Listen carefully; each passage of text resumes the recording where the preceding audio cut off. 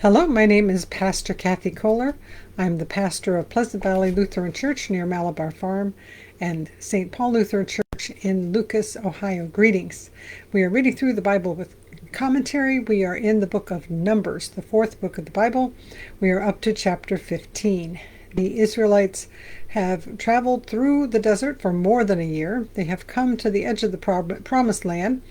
12 spies have gone in to spy out the land. 10 of them came back and said, "Oh, it's too much. The people are too big. We can't do it." And God is very impatient and very unhappy with them. And so now it's fine. All of the older generation will die before they go back into the promised land in 40 years. So then they were like, "Oh, we sinned. We're going to go do this now." It's like, no, it's too late. So that was yesterday. So now we're picking up on that with a few offering first, and then we get into a revolt. So chapter 15, the Lord spoke to Moses, saying, "Speak to the Israelites and say to them, when you come into the land you are to inhabit, which I am giving you." So they are going to get there eventually, but it's going to be a long time yet. "And you make an offering by fire to the Lord from the herd or from the flock, whether a burnt offering or a sacrifice, to fulfill a vow, or as a free will offering, or at your appointed festivals, to make a pleasing odor for the Lord. Then whoever presents such an offering to the Lord shall present also a grain offering, 1/10 of an ephah of choice flour, mixed with 1/4 of a hin of oil. Moreover, you shall offer 1/4 of a hin of wine as a drink offering, with the burnt offering or the sacrifice for each lamb. For a ram you shall offer a grain offering, 2/10 of an ephah of choice flour, mixed with 1/3 of a hin of oil. As a drink offering, you shall offer 1/3 of a hin of wine, a pleasing odor to the Lord.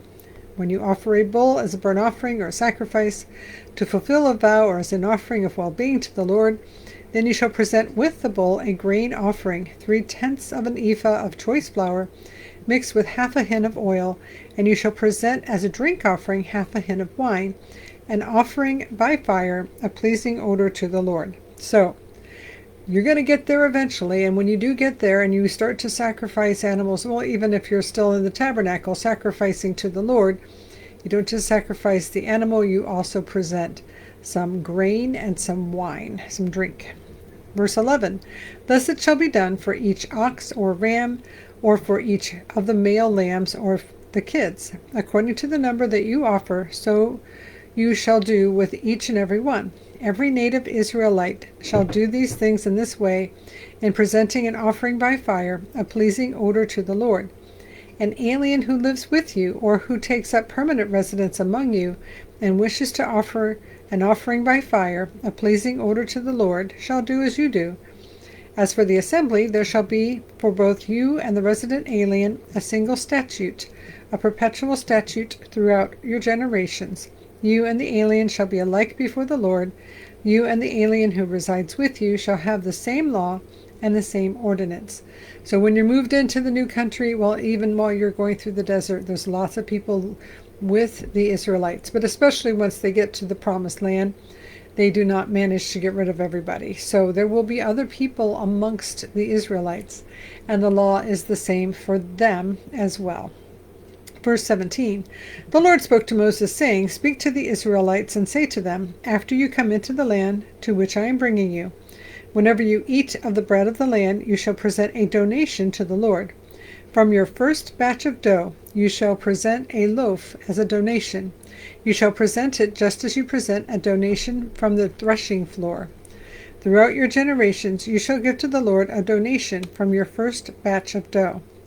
But if you unintentionally fail to observe all these commandments that the Lord has spoken to Moses, everything that the Lord has commanded you by Moses, from the day the Lord gave commandment, and therefore throughout your generations, then if it was done unintentionally, without knowledge of the congregation, the whole congregation shall offer one young bull for a burnt offering, a pleasing odor to the Lord, together with its grain offering and its drink offering, according to the ordinance, and one male goat for a sin offering. The priest shall make atonement for all the congregation of the Israelites, and they shall be forgiven. It was unintentional, and they have brought their offering, an offering by fire to the Lord, and their sin offering before the Lord for their error. All the congregation of the Israelites shall be forgiven, as well as the aliens residing among them, because the whole people was involved in the error. So, if you unintentionally do something wrong and don't even know that you did, but you present a goat and a ram and a sin offering, your sins are forgiven.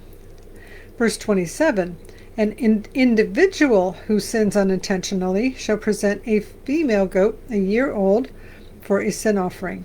And the priest shall make atonement before the Lord for the one who commits an error when it is unintentional, to make atonement for the person, who then shall be forgiven, both the native among the Israelites and the alien residing among them. You shall have the same law for anyone who acts in error.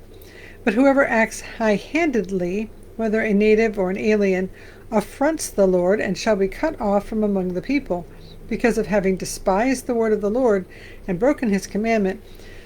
Such a person shall be utterly cut off and bear the guilt. So, if you make a mistake, you unintentionally do something wrong, you do your sin offering, you receive forgiveness. But if you did the thing that was wrong, knowing that it was wrong, intentionally doing that it was wrong, you're cut off from the people. Verse 32, when the Israelites were in the wilderness, they found a man gathering sticks on the Sabbath day. Those who found him gathering sticks brought him to Moses, Aaron, and the whole congregation. They put him in custody because it was not clear what should be done to him. Then the Lord said to Moses, the man shall be put to death. All the congregation shall stone him outside the camp. The whole congregation brought him outside the camp and stoned him to death, just as the Lord had commanded Moses. So they found somebody intentionally breaking the Sabbath, gathering sticks to make a fire, put him into custody, and then the Lord said he needs to die. And they took stones, and everybody threw a stone until he was dead and buried with stones, probably. Verse 37, the Lord said to Moses, speak to the Israelites and tell them to make fringes on the corners of their garments throughout their generations, and to put a blue cord on the fringe at each corner. You have the fringe so that when you see it, you will remember all the commandments of the Lord and do them, and not follow the lust of your own heart and your own eyes. So you shall remember and do all of my commandments, and you shall be holy to your God. I am the Lord your God, who brought you out of the land of Egypt to be your God. I am the Lord your God. So this is why, if you've ever seen a traditional ultra-conservative Jewish person, they have tassels, little threads that hang down below their shirt because of these verses in the book of Numbers. Ultra-conservative Jews still wear tassels. They wear garments that have corners, and the corners have tassels, including a blue cord. Chapter 16. Now Korah, son of Izhar, and son of Kohath, son of Levi, along with Dathan and Abiram, sons of Eliab, and On, son of Pelath, descendants of Reuben, took 250 Israelite men, leaders of the congregation, chosen from the assembly, well-known men, and they confronted Moses. They assembled against Moses and against Aaron, and said to them, you have gone too far. All the congregation are holy, every one of them, and the Lord is among them. So why do you exalt yourselves above the assembly of the Lord? When Moses heard it, he fell on his face. He said to Korah and all his company, in the morning the Lord will make known who is his and who is holy, and who will be allowed to approach him. The one whom he will choose he will allow to approach him. Do this. Take censers, that is like a thing that holds incense, but you can have it can be flaming. So flaming incense holder. Take censers, Korah and all your company, and tomorrow put fire in them, and lay incense on them before the Lord. And the man whom the Lord chooses shall be the Holy One. You Levites have gone too far.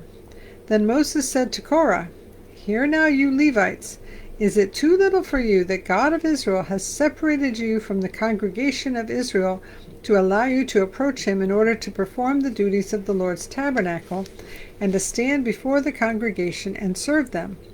He has allowed you to approach him, and all your brother Levites with you, yet you seek the priesthood as well. Therefore you and all your company have gathered together against the Lord. What is Aaron, that you should rail against him?" So the Levites, one of the tribes of Israel, there's a lot of them, they surround the tabernacle at the center of camp. But only the ones that are descended from Aaron get to be the priests. And so now they're saying, hey, we're holy too. We should be in charge, not just you guys. Verse 12, Moses sent for Dathan and Abiram, sons of Eliab, but they said, "We will not come. Is it too little that you have brought us up out of a land flowing with milk and honey, to kill us in the wilderness, that you must also lord it over us? It is clear that you have not brought us into a land flowing with milk and honey, or given us an inheritance of fields and vineyards. Would you put out the eyes of these men? We will not come." Verse 15, Moses was very angry and said to the Lord, "Pay no attention to their offering. I have not taken one donkey from them, and I have not harmed any one of them." And Moses said to Korah, "As for you and all your company, be present tomorrow before the Lord, you and they and Aaron, and let each one of you take his censer and put incense on it, and each one of you present his censer before the Lord, 250 censers, you also and Aaron each his censer." So each man took his censer, and they put fire in the censers and laid incense on them, and they stood at the entrance of the tent of meeting with Moses and Aaron. Then Korah assembled the whole congregation against them at the entrance to the tent of meeting, and the glory of the Lord appeared to the whole congregation. Then the Lord spoke to Moses and to Aaron, saying, "Separate yourselves from this congregation, so that I may consume them in a moment." They fell on their faces and said, "O God, the God of the spirits and all flesh, shall one person sin, and you become angry with the whole congregation?" And the Lord spoke to Moses, saying, "Say to the congregation, get away from the dwellings of Korah, Dathan, and Abiram." So Moses got up and went to Dathan and Abiram. The elders of Israel followed him. He said to the congregation, "Turn away from the tents of these wicked men, and touch nothing of theirs, or you will be swept away for all their sins." So they got up from the dwellings of Korah. So they got away from the dwellings of Korah, Dathan, and Abiram. And Dathan and Abiram came out and stood at the entrance of their tents, together with their wives, their children, and their little ones. And Moses said, "This is how you shall know that the Lord has sent me to do all these works. It has not been my own accord. If these people die a natural death, or if a natural fate comes on them, then the Lord has not sent me. But if the Lord creates something new, and the ground opens its mouth and swallows them up, along with all that belongs to them, and they go down alive into Sheol, then you shall know that these men have despised the Lord."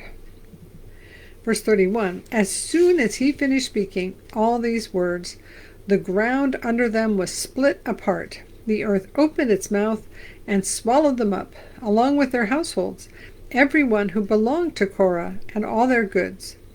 So they with all that belonged to them went down alive into Sheol, and the earth closed over them, and they perished from the midst of the assembly.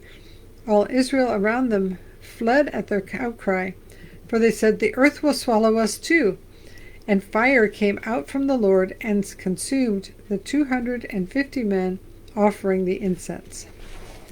So a couple of people say, "Moses, why should you be the special exalted one? We're Levites too." Moses like, "Fine, bring incense." And they did, but then two guys didn't even come from the camp. And Moses like, "Clear away from their tents." And sure enough, the earth comes and swallows them up. And then somehow the Lord consumed the 250 men offering the incense.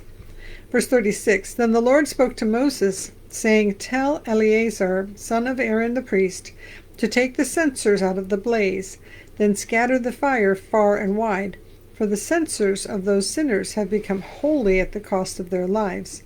Make them into hammered pieces as a covering for the altar for they shall be presented them before the Lord, and they became holy. Thus they shall be a sign to the Israelites. So Eleazar the priest took the bronze censers that had been presented by those who were burned, and they were hammered out as a covering for the altar, a reminder to the Israelites that no outsider who is not of the descendants of Aaron shall approach to offer incense before the Lord, so as not to become like Korah and his company, just as the Lord had said to him through Moses. On the next day, however, this is verse 41, on the next day, however, the whole congregation of Israelites rebelled against Moses and against Aaron, saying, "You have killed the people of the Lord." And when the congregation had assembled against them, Moses and Aaron turned toward the tent of meeting. The cloud had covered it, and the glory of the Lord appeared. Then Moses and Aaron came to the front of the tent of meeting. And the Lord spoke to Moses, saying, "Get away from this congregation, so that I may consume them in a moment." And they fell on their faces. Moses said to Aaron, "Take your censer, put fire on it from the altar, and lay incense on it, and carry it quickly to the congregation, and make atonement for them. For wrath has gone out from the Lord, the plague has begun." So Aaron took it as Moses had ordered, and he ran into the middle of the assembly, where the plague has already begun among the people. He put on the incense and made atonement for the people. He stood between the dead and the living, and the plague was stopped. Those who died by the plague were 14,700, besides those who died in the affair of Korah. When the plague was stopped, Aaron returned to Moses at the end of the tent of meeting. Chapter 17. The Lord spoke to Moses, saying, "Speak to the Israelites, and get 12 staffs from them, one for each ancestral house, from all the leaders of their ancestral houses. Write each man's name on his staff, and write Aaron's name on the staff of Levi. For there shall be one staff for the head of each ancestral house. Place them in the tent of meeting before the covenant where I meet with you. And the staff of the man whom I choose shall sprout. Thus I will put a stop to the complaints of the Israelites that they continually make against you." Moses spoke to the Israelites, and all their leaders gave him staffs, one for each leader according to their ancestral houses, 12 staffs, and the staff of Aaron was among theirs. So Moses placed the staffs before the Lord in the tent of the covenant. Verse 8. When Moses went into the tent of the covenant on the next day, the staff of Aaron for the house of Levi had sprouted. It put forth buds, produced blossoms, and bore ripe almonds. Then Moses brought out all the staffs from before the Lord to all the Israelites, and they looked, and each man took his staff. And the Lord said to Moses, "Put back the staff of Aaron before the covenant, to be kept as a warning to rebels, so that you may make an end of their complaints against me, or else they will die." Moses did so just as the Lord commanded him, so he did. The Israelites said to Moses, "We are perishing, we are lost, all of us are lost. All of us who approaches the tabernacle of the Lord will die. Are we all to perish?" So we did 3 whole chapters today. I didn't do a lot of commentary. There's still revolts. There's Korah and Abiram, and they're just like, "No, why should you be the special one? We want to be the special one." And the earth swallowed them up. And then the men that were with them, the 250 offering incense on their censers, also wiped out, and their censers taken and hammered because they're now precious. And then going into, I just lost my place there. I just was reading 2 seconds ago. Well, there's some question about who should be the priest, and so everybody puts their staff out, and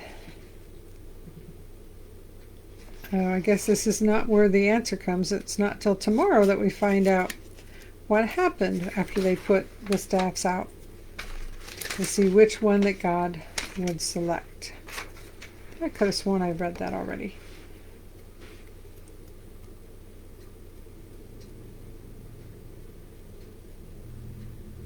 There it is. I did read it already, but I'll say it again. Verse 8, when Moses went into the tent of the covenant on the next day, the staff of Aaron for the house of Levi had sprouted. It put forth buds, produced blossoms, and bore ripe almonds.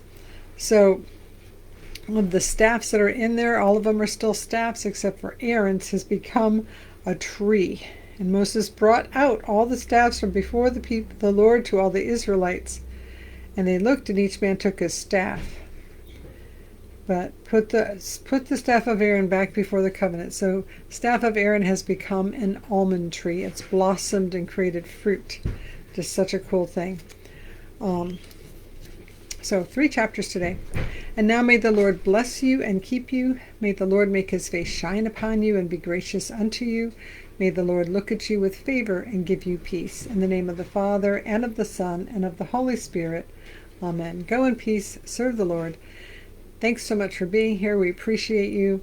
Like, subscribe, comment, or not if you don't want to, but we do appreciate people who watch the videos and people who stick around and people who subscribe substantially. Helps my channel, so thank you.